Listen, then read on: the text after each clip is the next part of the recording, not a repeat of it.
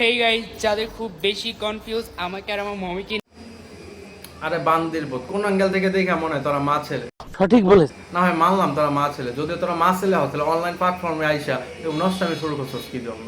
ভুল করে ফেলেছি, বড় ধরনের মাফ কইরা দিন স্যার। আর কিছু?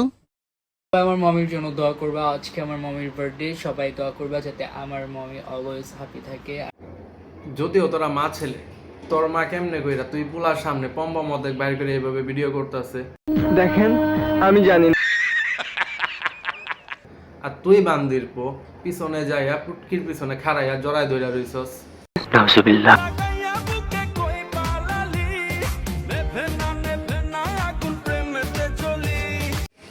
তোর মার তো মনে হয় এখনো পম্পমের বুটাও সিদ্ধ হয়নি।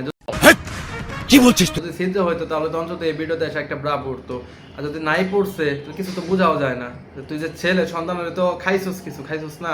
জি স্যার, আপনি ঠিক বলিয়াছেন। ওইটা তো কোনো চিহ্ন হতো না এখানে।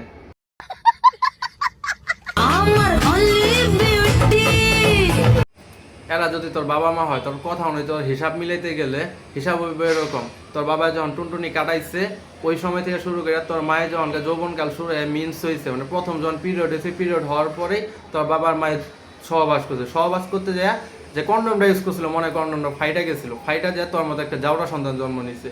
এর লেগে এরকম করতেছস।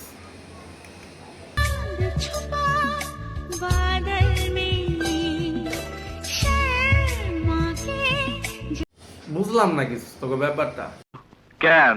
তোর মাই কি ভাড়ায় চলিত না মানে নাকি এক এক সময় এক এক বেটার লগে এইভাবে ভিডিও করে? ঠিক বলেছিস।